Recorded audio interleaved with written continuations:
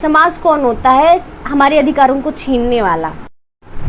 Hey everyone, good morning and welcome back to my another video. तो friends, कैसे हो आप लोग? उम्मीद करती हूँ कि आप सब अच्छे हैं, स्वस्थ हैं, मस्त और अपनी स्टडी में व्यस्त हैं। फ्रेंड्स, पिछले 10 दिनों से हम तो बिल्कुल छुट्टी पे हैं। छुट्टी यानी शौक से नहीं, कुछ मजबूरियाँ हैं हमारी जिसकी वजह से हम पढ़ाई लिखाई से बिल्कुल दूर हो चुके हैं। किताबें तो हम बहुत सारी पैक करके ले गए थे, बट हालात ऐसे कुछ क्रिएट हो गए कि किताबें खुली ही नहीं, बैग में पैक की पैक ही रह गई। और मैं यहाँ से गई और यहाँ आ भी गई। लेकिन उससे भी ज़्यादा आश्चर्य आपको तब होगा कि मैं 21 जुलाई को आई थी घर से और 22 जुलाई को यानी कि आज सुबह मैं निकल रही हूँ। ट्रेन लेट है हमारी, नहीं तो अब तक हम मिर्ज़ापुर क्रॉस कर चुके होते हैं, मुगल सराय पहुँचने वाले होते हैं, यानी चुनार के आसपास हम पहुँच चुके होते।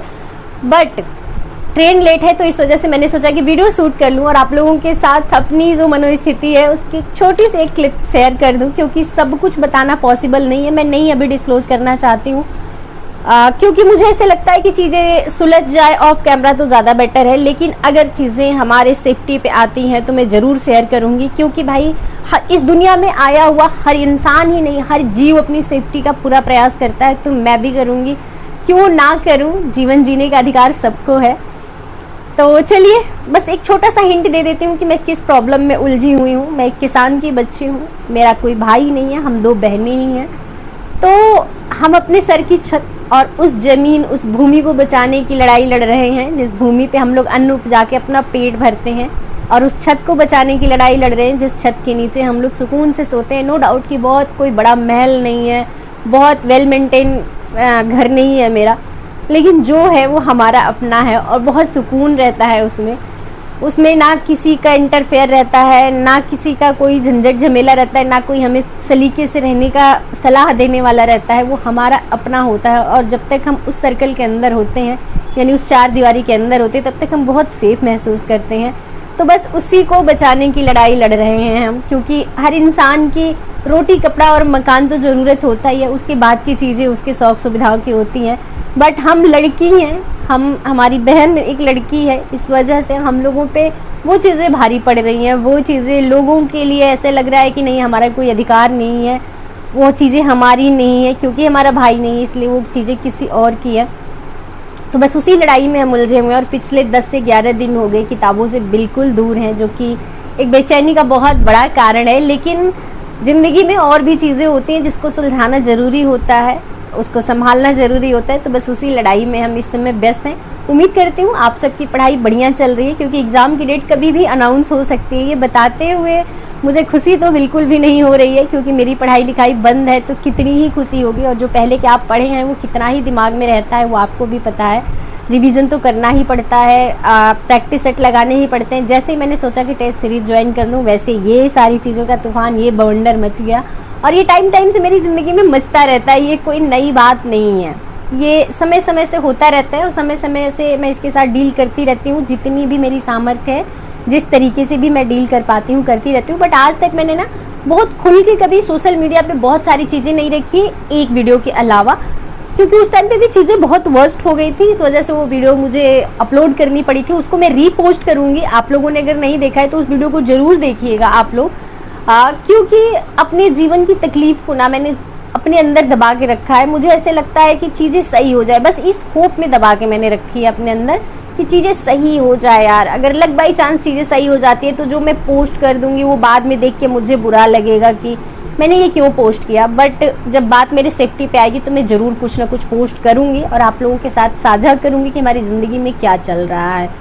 क्योंकि एज ए गर्ल हमारे पीछे खड़ा होने वाला कोई नहीं है। लड़कियों को सहारा देने वाले इस दुनिया में बहुत कम लोग हैं, क्योंकि रूढ़िवादी मानसिकता अभी भी एग्जिस्ट करती है हमारे समाज में, और समाज में लड़कियों को सहारा देना, लड़कियों को एम्पावर करना समाज के पुरुषत्व के खिलाफ आता है।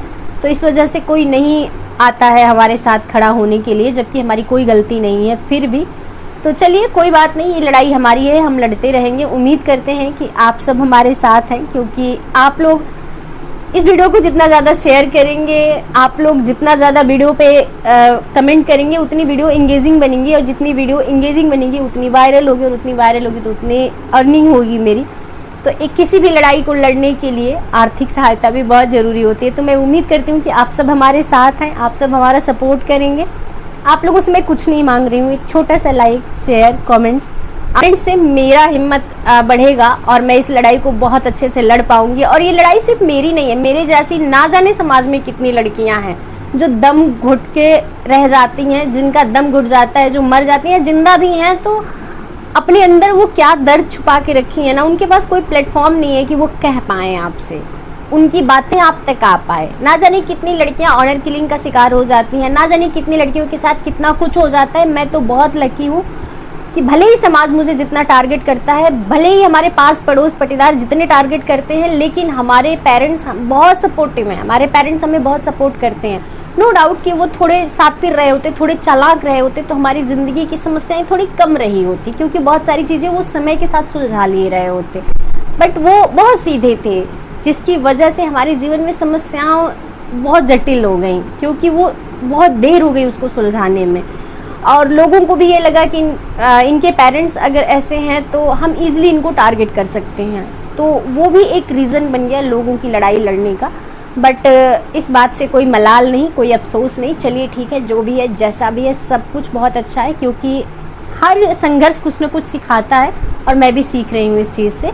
तो मलाल किसी चीज़ का नहीं है, पछतावा किसी चीज़ का नहीं है। बस एक ही रिक्वेस्ट है छोटी सी आप लोगों से कि आप लोग प्लीज़ मुझे सपोर्ट करें ताकि इस लड़ाई में आर्थिक मदद मुझे मिल सके और मैं अपनी लड़ाई को पूरी तन्मयता से लड़ सकूं, क्योंकि मैं ये दिखाना चाहती हूँ लोगों को कि लड़कियों का भी राइट्स होता है। अगर संविधान में राइट्स है, अगर गवर्नमेंट ये अधिकार देती है लड़कियों को, तो कौन होता है हमारे अधिकारों को छीनने वाला?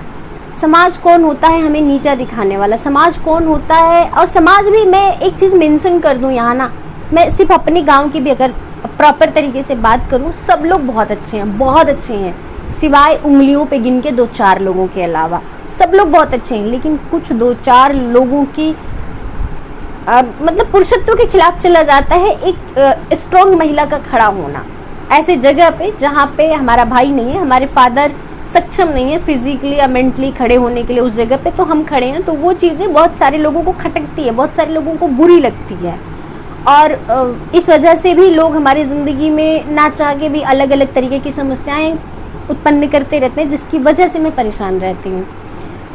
तो मैं यही कहना चाहती हूँ कि ठीक है, उनको भी समय के साथ समझ आ जाएगा, उनसे हमारी कोई दुश्मनी नहीं, उनकी सोच से हमारी लड़ाई है। बस वो अपनी सोच जिस दिन बदल देंगे लड़कियों के लिए, उस दिन बहुत कुछ बदल जाएगा। और मैं ये भी मेंशन कर दूं साथ साथ ना, उनकी सोच सिर्फ हमारे लिए इतनी कैलकुलेटिव है, सबके लिए नहीं है। वो खुद की बच्चियों को बहुत पढ़ा रहे हैं, लिखा रहे हैं, आगे बढ़ा रहे हैं। मैं प्रयागराज आई थी तो हमारे समाज में इज्जत चली गई थी हमारे परिवार वालों की, लेकिन अकॉर्डिंग टू हिम कि हमारे परिवार की इज्जत चली गई। बट जब वो अपनी खुद की बेटियों को बाहर भेजते हैं पढ़ने के लिए तो उनकी इज्जत पे आंच नहीं आती, उनकी इज्जत नहीं जाती है। तो कुछ इस तरीके की मानसिकता है उन लोगों की। तो हमारी दुश्मनी या हमारी लड़ाई उनसे नहीं, उनकी सोच से है कि ये दोहरा चरित्र, ये दोहरा बर्ताव मत रखिए, क्योंकि ये समाज को जहर परोस रहे हो, आप समाज में गंदगी भर रहे हो और कुछ नहीं कर रहे हो। तो अगर समाज में इक्वालिटी लानी है, समाज को डेवलप करना है, लोगों को आगे बढ़ाना है, आप चाहते हो कि आपका समाज उन्नति करे, तो इस दोहरे बर्ताव, इस दोहरे चरित्र से बाहर निकलिए। एक थॉट के साथ ज़िंदगी जिए, जो आप अपने परिवार को देना चाहते हो, सोच जो आप अपने परिवार को सुविधाएं देना चाहते हो। कोई आपसे कुछ मांग नहीं रहा है तो किसी के रास्ते में रुकावट मत बनिए आप। मेरा बस इतना सा कहना है इस वीडियो के माध्यम से, क्योंकि मुझे पता है हमारी वीडियो सब देखते हैं। और मैं बहुत बार कोशिश भी की सामने से बैठ के बात करने की, ताकि सामने से चीज़ों को सुलझाया जा सके, बट कोई सामने से बैठने को तैयार नहीं होता है, क्योंकि अगेन सबके पुरुषत्व पे बात आ जाती है कि एक लड़की के सामने हम क्यों बैठे, एक लड़की से बात हम क्यों करें। तो आप सब बड़े हैं हमसे, मैं आप सबका सम्मान करती हूँ, लेकिन मेरी लड़ाई आपकी सोच से है। मैं बार बार कहती हूँ कि जो सोच है आपकी, जिस दिन आप अपनी सोच बदल देंगे, हमारे आपके बीच के जो डिफरेंसेस हैं वो ख़त्म हो जाएंगे और हम सब एक मुट्ठी बन के, एक ताकत बन के अपने समाज को एक नया थॉट दे पाएंगे। क्योंकि हमारे समाज के लोग बड़े ही मासूम हैं, उनको नहीं समझ आती है ये चालाकियाँ, ये जो दोहरे बर्ताव होते हैं, वो चीज़ें उनको नहीं समझ आती है। बहुत कम ऐसे लोग हैं जो समझ पाते हैं, और जो समझ पाते हैं उनके साथ क्या होता है ये किसी से नहीं छुपा है। थैंकफुली फैमिली की सब मेरे साथ हैं और ये एक प्लेटफॉर्म मेरे पास है जिसकी वजह से मैं अपनी बातें आप सब तक पहुंचा पा रही हूँ। तो चलिए, उम्मीद करती हूँ कि ये वीडियो क्या ही पसंद आई होगी आप लोगों को, लेकिन अगर सहमत है तो आप लोग कमेंट में अपना ओपिनियन ज़रूर दीजिएगा। और मिलती हूँ नेक्स्ट वीडियो में। जो कुछ होगा, जैसा होगा, अपडेट आप लोगों को मैं देती रहूँगी। घर जाती हूँ तो बहुत सारी चीज़ें सोचती हूँ, किसी से मेरी कोई दुश्मनी नहीं है, मैं बार बार कहती हूँ। लड़ाई मेरी उस सोच से है जो दोहरा बर्ताव है, जो दोहरा सोच है, जो दोहरा चरित्र, जो दोहरा मापदंड है, उससे मेरी लड़ाई है। और ये लड़ाई मैं लड़ती रहूँगी जब तक मैं इस दुनिया में हूँ। तो चलिए, मिलती हूँ नेक्स्ट वीडियो में।